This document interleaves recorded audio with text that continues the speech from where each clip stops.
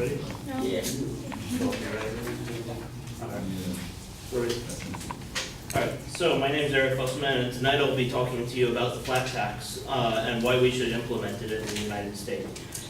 Now, let me first clarify what our tax system is. Right now we have a progressive tax system that starts at 10% for the lowest bracket, and we have 5 brackets going up to 39% at the highest.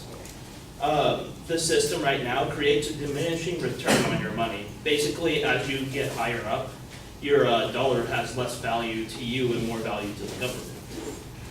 The flat tax system would instead implement a 20% tax on personal incomes and business, and it would get rid of all other taxes, making it a very simple tax.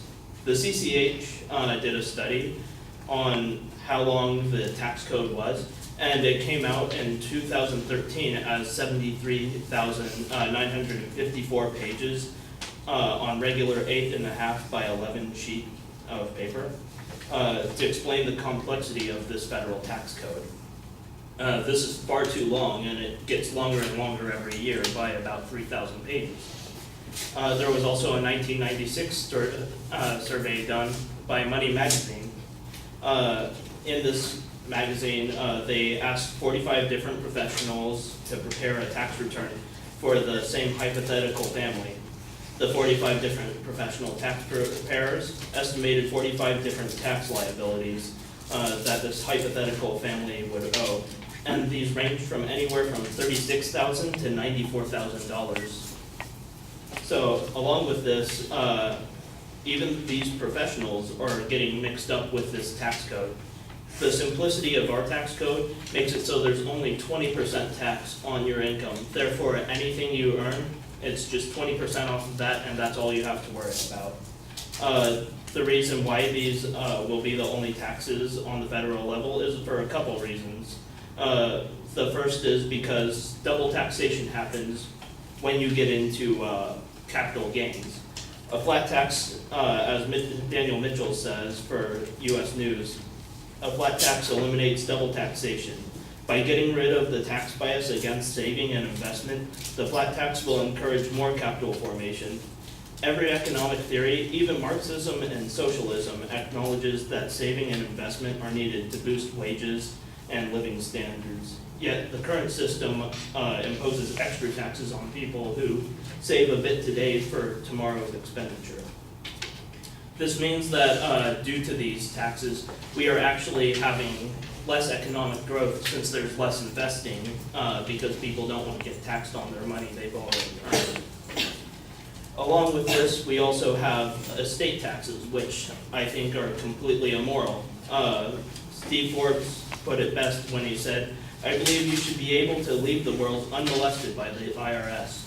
What he meant by this was that the estate taxes basically take from your inheritance. As your family member dies, they pass down money, and that money is taxable by the federal government.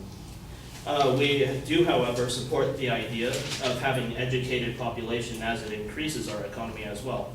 For this reason, we will give a tax deduction to those in higher education so that they may use the money to pay for their college instead of having to pay for taxes. Now, there's 2 other types of things that are very important. The first is you used to have a mortgage deduction. In this new system, you would not. But this doesn't seem to have an effect for Canada, at least. Jonna Kasper-Kevik did a study and found that 2 out of 3 Americans own their households. 2 out of 3 Canadians also own their households. 67.9% with a mortgage in the U.S.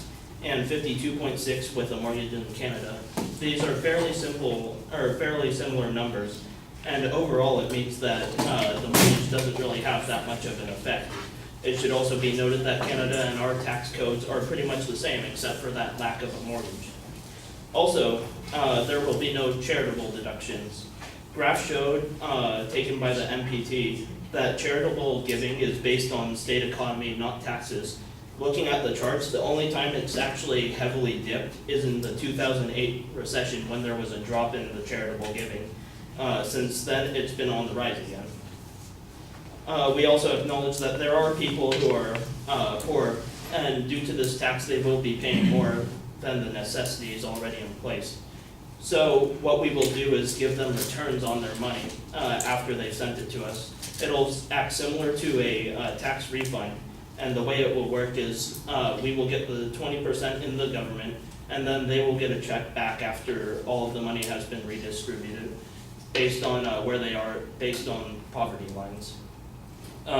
This will also benefit them in a way as well, though, because it'll lower compliance costs.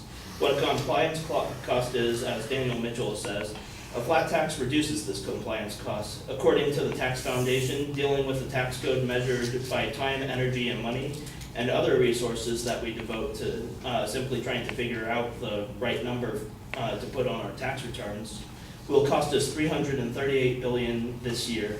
This tax on paying taxes will fall by more than 90% with a flat tax.